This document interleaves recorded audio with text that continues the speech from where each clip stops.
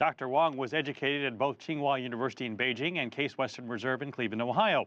I sat down with the new CEO of Innospring and began by asking her what she plans to do to make Innospring stand out from the competition. We're thinking about from two angles. One, we need to compete domestically in the U.S. We want to become one of the most successful accelerator nationwide in the United States. That means the startup that we work with has to stand up and thrive in a short period of time and compete with Y Combinator and other competitors domestically in the United States that have a long history of success.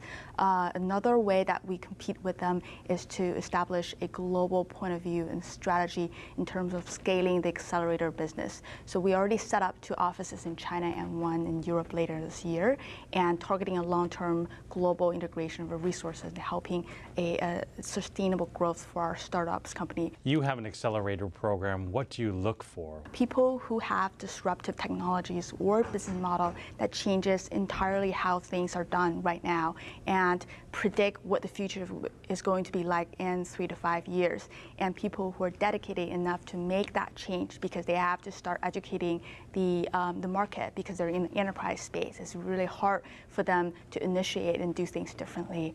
Also, people who have a global vision to expand the market beyond a small market, actually targeting the entire globe. That's how you make a billion-dollar company to happen. You have a heavy background in science. How does that fit in with the current trends of Silicon Valley? I think the ability of understanding technology and understanding the lifestyle that it takes to nurture a new technology and commercializing it and eventually solving a real problem, that life cycle is something that really helps in terms of spotting the winners. Because it's easier for people to actually think of spotting a problem and think of ways to solve it, but it's much harder for someone to connect the technology and really coming up and executing a real solution in a scalable fashion. So that way, I think it helps me to really understand entrepreneurs, understand how they think, and being able to find ways to really help them. Google recently revealed that their workforce had an extremely low percentage of minorities, 2% Black, 3% Hispanic.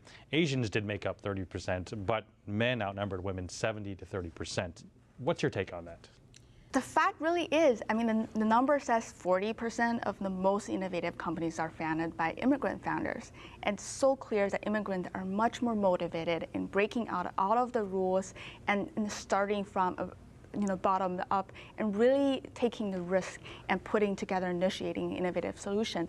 And I think it's all of our mission to support that effort, because without that, we're not going to be who we are today, and we're not going to advance in terms of human culture and the technology. And I think part of our involvement of being a first U.S.-China accelerator is really to support immigrants, especially immigrants that have a Chinese roots, and really start getting out of the corporate world and starting something they're really, really deep down passionate about, and for us to supporting them from day one.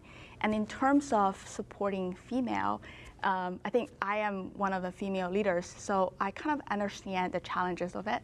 It's definitely challenging, but I have to say, the girls out of there, you just need to stand up and start doing that. And I do think there are advantages of being a female CEO because, think about the cost of talking to strangers. It's much less cost for a female CEO to approach strangers in terms of networking and initiating relationships. It's not easy getting into Innospring's accelerator. More than 4,000 startups have applied. Less than 1% get in. Innospring is also currently accepting submissions for its Smart Building International Startup Contest. The winning teams from Silicon Valley, Europe, Beijing, and Shanghai will all travel to Nantong, China, about an hour's drive north of Shanghai. And according to Dr. Wang, Nantong not only has a massive industrial base, but also a city government that is eager to utilize new technology to upgrade their city. Michelle.